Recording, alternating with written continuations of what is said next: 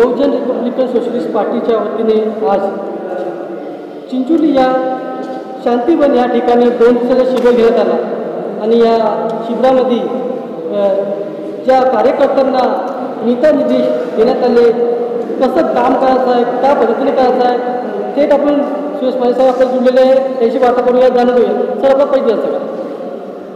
बहुजन Republican socialist पार्टीच्या वतीनं आज शांतीवन चिंचोली या ठिकाणी पक्षाचं विदर्भस्तरीय 2 दिवसाचं अधिवेशन झालं.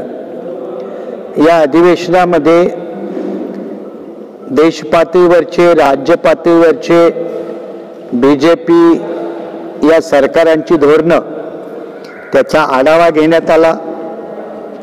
आगामी महाराष्ट्रात होऊ घातलेल्या स्थानिक स्वराज्य संस्था या निवडणुकाबाबत, या निवडणुका पूर्ण ताकदीनं लढवायच्या असं पक्षातर्फे निर्णय घेण्यात आला. त्या पद्धतीनं कार्यकर्त्यांनी मतदार आणि मतदारसंघ या दोन्हीची बांधणी करावी याबाबतचे दिशानिर्देश दिले आणि मग 2-2.5 महिन्यानंतर होणाऱ्या निवडणुकीमध्ये BRSPच्या माध्यमातून महाराष्ट्रात आंबेडकरी राजकारण पुनश्च एकदा ताकदीनं उभं करावं अशा पद्धतीचं हे 2 दिवसाचं शिबिर नागपूर या ठिकाणी संपन्न झालं. समोरच्या चुनावासाठी काय तुमची रणनीती राहणार, कसं तुम्ही जनतेपर्यंत जाणार? आगामी निवडणुका या लोकल बॉडीच्या आहेत, स्थानिक प्रश्नांना महत्त्व राहतं, पण तरी देखील ज्या पद्धतीनं महाराष्ट्रामध्ये BJP आणि इतर पक्षाच्या माध्यमातून राजकीय पक्षांची पळवापळवी, आमदार पळवापळवी, निधीची पळवापळवी, अनुसूचित जाती जमातीच्या योजनांना कात्री लावणं म्हणा, त्याची नीट अंमलबजावणी न करणं म्हणा, विदर्भाच्या सारख्या इलाक्यात शेतकऱ्यांच्या आत्महत्या वाढत असताना सरकारचा अनाठायी खर्च म्हणा, हे वरच्या स्तरावरचे मोठे प्रश्न येतीलच. परंतु नागपूरचा विकास करताना नागपूर शहरातल्या किती झोपडपट्ट्यांचं पुनर्वसन झालं, नागपुरातल्या किती नागरिकांना चांगलं शुद्ध पिण्याचं पाणी मिळालं, नागपूर शहरामधून 1-2 नद्या वाहतात, त्याच्या पॉल्युशनच्या प्रश्नावरती कॉर्पोरेशननं काय काम केलं, सफाई कामगारांचे अनेक प्रश्न प्रलंबित आहेत, त्या सफाई कामगारांना कधी नागपूर मनपातर्फे न्याय दिला गेला नाही.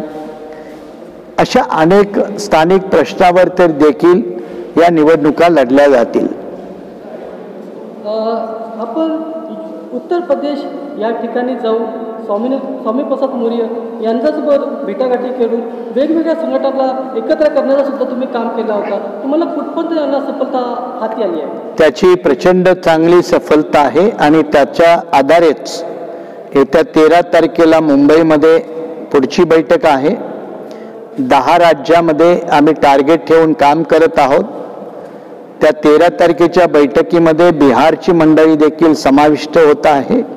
बिहारमधून काही पदाधिकारी हजर राहणार आहेत आणि मग येत्या 16 ऑगस्टला या आम्ही एकत्रित केलेल्या भारतीय बहुजन अलायन्स या आघाडीच्या माध्यमातून 16 तारखेला दिल्लीमध्ये भारतीय राज्यघटनेला 75 वर्ष पूर्ण झाली, त्या आधारावर आणि केंद्रातल्या मोदी सरकारच्या 11 वर्षाच्या कामकाजावर आधारित मोदी सरकारच्या कामकाजाची समीक्षा करणारा एक जाहीर कार्यक्रम 16 ऑगस्टला दिल्लीमध्ये निश्चित करण्यात आलेला आहे. त्यामुळे त्या दिशेनं आमची घोडदौड अत्यंत चांगली सुरू आहे. हे होते सुरेश माने साहेब. आज नागपूर चिंचोली या शांतीवन इथे प्रशिक्षण शिबिर घेऊन कार्यकर्त्यांना संबोधनाचं काम त्यांनी केलं आहे आणि याच्यामुळे बहुजन रिपब्लिकन सोशलिस्ट पार्टीची ताकद मजबूत होणार आणि समोरच्या चुनावाला ताकदीने ते जनतेपर्यंत पोहोचणार, हे त्यांचं सांगणं आहे.